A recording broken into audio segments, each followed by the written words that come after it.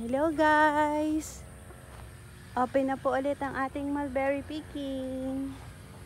Sa mga nagtatanong kung open na po ba ang picking ng mulberry, open na po tayo. Sa morning, 7 to 10:30 in the morning. Sa hapon naman po is 4 to 6 ng hapon. Yan, sa mga nagme-message po, yun lang po yung time na pwede po dito sa farm. Naka-close po tayo ng lunch break hanggang alas 4. Alas 4 po ang open sa hapon. Ayan. Dahil bunga ng ating mga mulberry guys.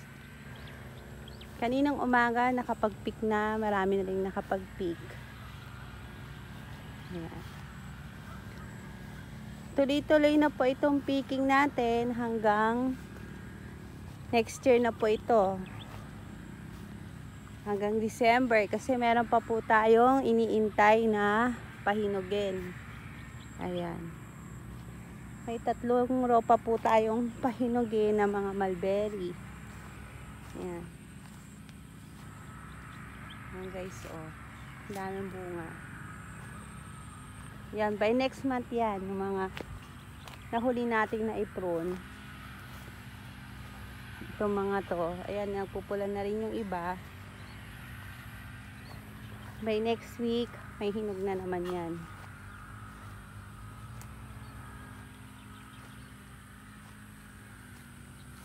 Kaya sa may mga gustong matikman ang Illinois mulberry, kung naku-curious kung anong lasa, punta lang po kayo dito sa RD's Farm para matikman nyo ang mulberries natin. Matatamis po ito, yung iba naman gusto maasim na may tamis. Yan, depende po sa taste bud nyo. Ayan lamang guys ang ating update sa farm. See you later mga guys. RJ, welcome to RJ's Family Vlogs. Guys, i-update ko lang kayo sa ating mga pipino para makita nyo kung ano nang nangyari, kung nagkabunga na ba siya. Ayan na siya guys, marami na siyang bunga. Kita nyo ba guys? Oh. Dami ng bunga ng mga pipino natin dito sa RJ's Farm. Ayan. Tingnan nyo guys, oh. May sumisilip na. Ayan guys. Dami nating pipino. Ayan. Mga tanim. Tatang dito sa farm. Ayan guys, sa mga pipino, oh. Kaganda guys.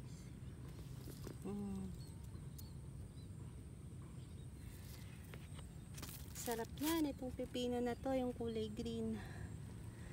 Masarap ito kahit yan lang kakainin nyo. Ang crunchy pa nito guys. Dami pang bulaklak. Oh, diba guys? May harvest na naman tayo. Mga pipino. Ayan, ang daming bunga. Ang daming bunga ng mga pipino natin guys. Ayan guys, oh.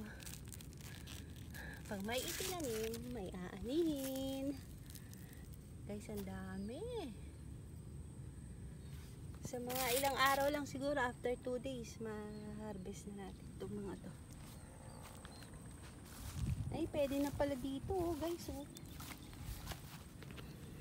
Guys, oh. Wow!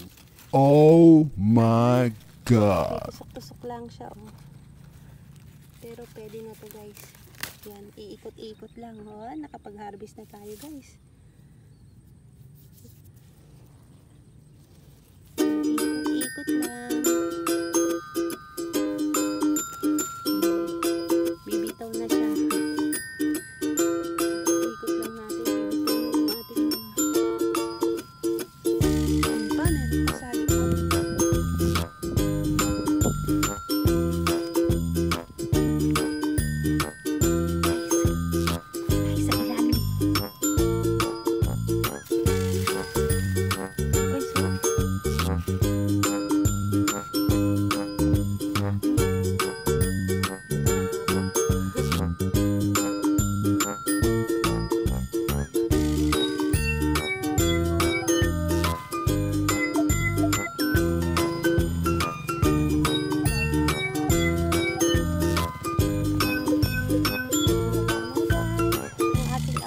sa mga pipino.